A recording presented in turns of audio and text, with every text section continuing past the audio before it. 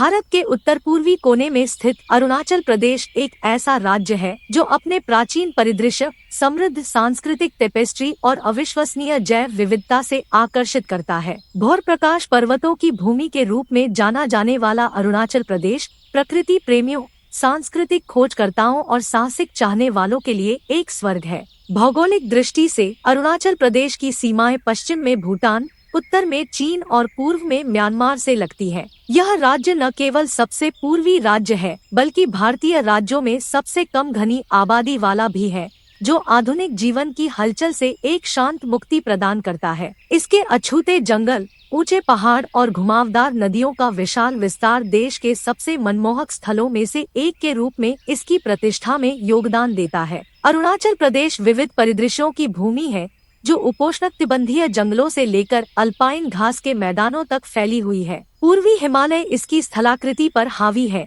जिसमें 7000 मीटर से अधिक ऊंची कई चोटियां हैं, जिनमें राजसी कांगटो और पवित्र गोरीचेन मासिफ शामिल है। ये पहाड़ न केवल ट्रेकर्स और पर्वतारोहियों के लिए एक आकर्षण है, बल्कि क्षेत्र की मूल जनजातियों के लिए सांस्कृतिक महत्व भी रखते हैं। राज्य स्वदेशी संस्कृतियों और समुदायों की समृद्ध टेपेस्ट्री का घर है, जिनमें से प्रत्येक की अपनी अनूठी परंपराएं, भाषाएं और रीति रिवाज है। प्रमुख जनजातियों में नीशी, आदि, अपातानी, गैलो और मोनपा आदि शामिल है। लोसर, न्योकुम और सोलुंग जैसे त्योहार पारंपरिक नृत्यों, अनुष्ठानों और जीवंत वेशभूषा का प्रदर्शन करते हुए उत्साह के साथ मनाए जाते हैं। विविध सांस्कृतिक परिदृश्य विभिन्न जातीय समूहों के सामंजस्यपूर्ण सहअस्तित्व को दर्शाता है, जो अरुणाचल प्रदेश को परंपराओं का मिश्रण बनाता है। अरुणाचल प्रदेश केवल एक भौगोलिक इकाई नहीं है, यह जैव विविधता का भंडार है। राज्य में वनस्पतियों और जीवों की एक अविश्वसनीय विविधता है, जिसमें कई प्रजातियां हैं जो इस क्षेत्र के लिए स्थानिक है।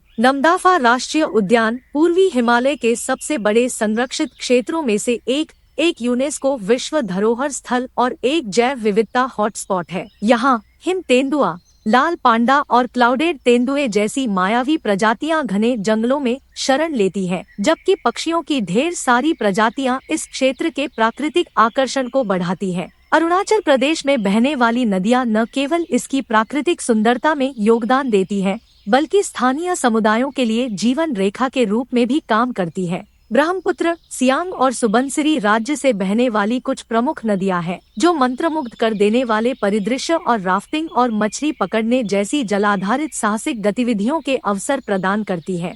राज्य की राजधानी ईटानगर अरुणाचल प्रदेश के सांस्कृतिक और प्रशासनिक दिल का प्रवेश द्वार है। इटा किला एक ऐतिहासिक किला है, जो इस क्षेत्र के प्राचीन अतीत के प्रमाण के रूप में खड़ा है। जवाहरलाल नेहरू राज्य संग्रहालय पारंपरिक कलाकृतियों, हथकरघा और हस्तशिल्प को प्रदर्शित करते हुए राज्य की विविध सांस्कृतिक विरासत की झलक प्रदान करता है। चूँकि अरुणाचल प्रदेश पर्यटन के लिए अपने दरवाजे खोलता है, इसलिए विकास को संरक्षण के साथ संतुलित करना महत्वपूर्ण है। सतत पर्यटन प्रथाएं यह सुनिश्चित करती हैं कि राज्य की प्राकृतिक सुंदरता और सांस्कृतिक समृद्धि भावी पीढ़ियों के लिए संरक्षित रहे। जिम्मेदार पर्यटन को बढ़ावा देने की सरकार की पहल का उद्देश्य आर्थिक विकास और पर्यावरण संरक्षण के बीच एक नाजुक संतुलन बनाना है। निष्कर्षतः अरुणाचल प्रदेश भारत के मुकुट का एक रत्न है, जो प्राकृतिक वैभव, सांस्कृतिक विविधता और रोमांच का अनूठा मिश्रण पेश करता है। जैसे ही यात्री इस अज्ञात क्षेत्र में प्रवेश करते हैं, उनका स्वागत यहाँ के लोगों के गर्मजोशी भरे आतिथ्य,